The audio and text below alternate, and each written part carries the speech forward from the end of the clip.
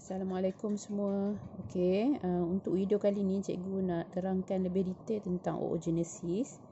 Okey, sebab oogenesis ni agak complicated dia punya proses berbanding spermatogenesis. So cikgu kena buat lukisan macam ni supaya lebih faham. Okey.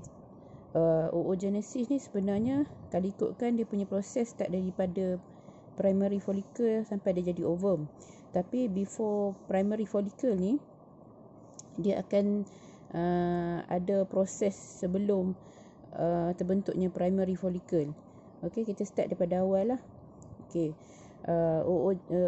Proses nak start oogenesis mesti ada preparation dulu.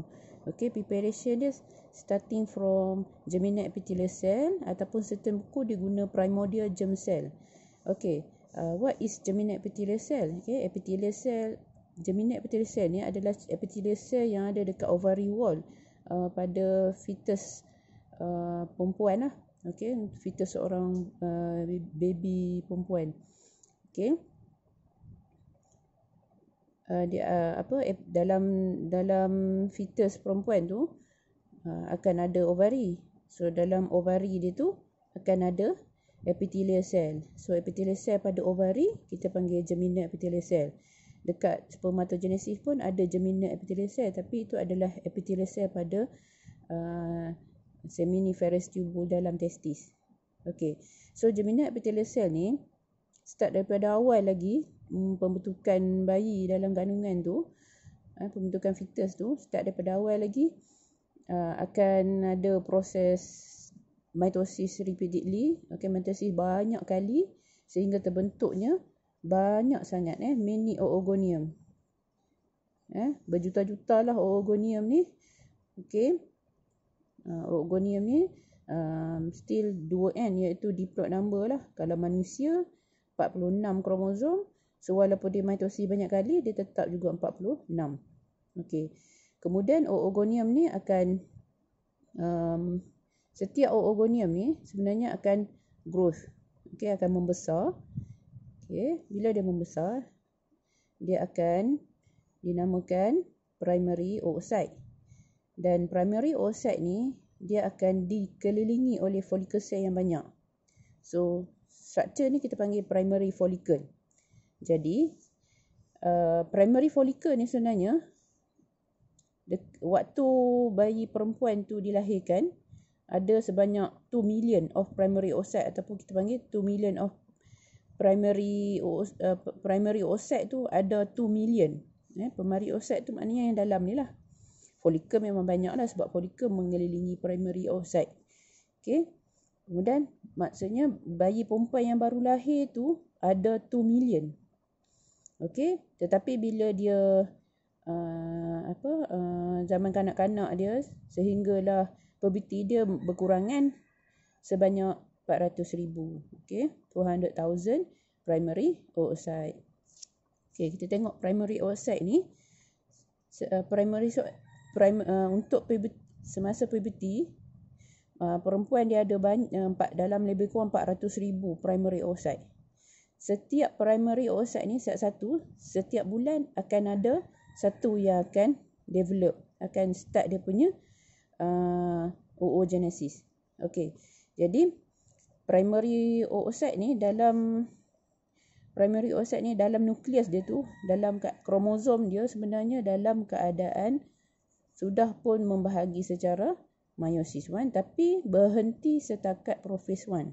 Maksudnya primary oocyte yang ada pada remaja perempuan yang belum akhir balik tu, dia punya kromosom tu sedang dalam keadaan prophase 1. Okey. Kemudian apabila dia dah akil balik, setiap perempuan dia akan akil balik, dia start dia punya menstruation kan. Okey, jadi satu primary oocyte ni akan develop, akan resume dia punya prophase 1 yang berhenti tadi. Dia akan resume, maksudnya dia akan bersambung. Lepas prophase 1 akan ada metaphase 1. Okey, lepas metaphase 1 ada anaphase 1 dan telophase 1. PMAT tu lah yang kita belajar semasa cell division. Okey, jadi primary oocyte Okey, dia start membahagi. Bila dia akhir balik tu, bila dia nak start menstruation, dia akan membahagi tapi tak complete.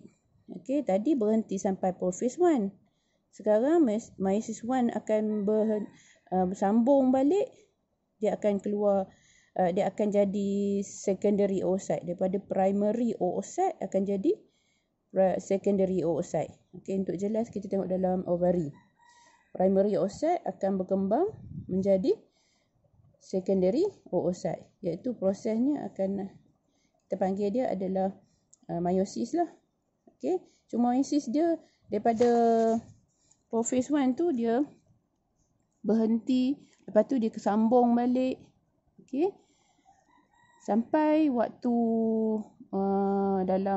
dalam menstrual cycle akan ada proses ovulation kan. Yang ni masa form 3 ada belajar tentang ovulation. Masa form 3 ovulation kita panggil release of ovum kan. Okey, jadi tapi untuk form 5 ni ovulation ni sebenarnya bukan release ovum. Okey, ovulation adalah releasing of secondary oocyte. Okey, secondary oocyte yang ni lah daripada primary oocyte dia buat meiosis 1, maka terbentuk dua sel iaitu secondary oocyte dengan satu polar body. Yang ni yang akan dikeluarkan semasa ovulation. Tetapi semasa ovulation tu berlaku, okey, dia punya kromosom dalam ni sedang metaphase 2. Okey, sedang metaphase 2. Maksudnya dalam keadaan metaphase 2 macam ni. Kromosom dia sedang align. Okey, beratur dekat metaphase plate. Macam tu. Okey, jadi apa yang berlaku bila secondary oocyte ni release? Maksudnya dia akan tunggu fertilization lah. Okey, jika if sperm penetrate, if fertilization occur, barulah metaphase 2 ni akan continue. Okey, metaphase 2 tu akan continue. Continue maksudnya lepas metaphase 2 dia akan jadi anaphase 2. Lepas anaphase 2 maka akan terbentuklah. Okey, macam ni ya. Tadi metaphase 2 kan. Okey. Sekarang ni lepas anaphase 2 dia akan jadi lepas metaphase dia akan jadi anaphase 2. Lepas anaphase 2 akan berlaku telophase. Bila telophase, okey. Tadi ni ada polar body juga kan. Okey, ni masa ovulation secondary oocyte dengan post polar body yang ni. Okey, ni secondary oocyte, ini polar body. Okey, ni secondary oocyte, ini polar body. Okey, ni polar body. Okey, sekarang ni dia berhenti dekat metaphase 2. Bila ada je penetration ataupun ada je fertilization, maka fertilization berlaku. Okey, nukleus pun nak masuk. Nucleus of sperm ni, nucleus of sperm. Nuclei of sperm. Yang ni selepas metaphase tu terus dia akan sambung anaphase 2. Anaphase 2. Lepas anaphase 2, telophase 2. Okey, bila telophase 2 dia dah jadi 2 lah kan. Yang ni nukleus ni akan jadi 2. Okey, satu akan jadi ovum, satu lagi dia akan jadi polar body. Apa jadi pada yang polar body yang ada sekali ni? Polar body ni pun divide juga jadi 2. So ini polar body juga, ini polar body juga. So akhir sekali dia dapat 4 lah kan? Satu ovum, 2 polar body, 3 polar body, 4 polar body. So samalah yang macam ni. Satu ovum, nombor 2 polar body, nombor 3 polar body, nombor 4 polar body. Jadi complete lah dia punya meiosis 2. Maksudnya untuk perempuan ni meiosis 2 akan complete jika ada sperm saja, jika ada fertilization saja. Jika tiada fertilization, apa jadi? Jika tiada fertilization, tak ada sperm kat sini, maksudnya secondary oocyte dengan polar body ni akan denature lah. Okey, dia akan terurai, kemudian dia akan dikeluarkan melalui proses menstruation. Maksudnya menstruation tu kan ada, kita panggil unfertilized lah, unfertilized secondary oocyte. Jadi fertilization saja yang akan completekan dia punya meiosis 2. So, secara overallnya kita faham kat sini, primary follicle, dalam tu ada primary oocyte, dia akan satu saja akan setiap bulan ada satu saja yang akan berkembang. Okey, dia akan buat meiosis 1. Okey, continue dia punya meiosis 1 tu daripada yang dia stop dekat prophase 1 tu, dia akan continue meiosis. Tapi sampai dekat secondary oocyte, dia stop dia punya meiosis 2 dekat metaphase 2. Tapi bila ada fertilization saja, barulah metaphase 2 ni akan continue. Last sekali barulah dapat 1 ovum, 3 polar body. So sama juga macam untuk spermatogenesis. Kalau spermatogenesis, dia tak ada meiosis tu tak ada berhenti. Dia terus saja. Okey, kalau spermatogenesis ni terus saja. Okey, kalau tengok dekat slide ni kan, spermatogenesis memang tak ada yang berhenti. Okey, terus saja. Spermatogonium tu akan jadi primary spermatocyte. Primary spermatocyte akan berlaku meiosis 1, akan jadi secondary spermatocyte.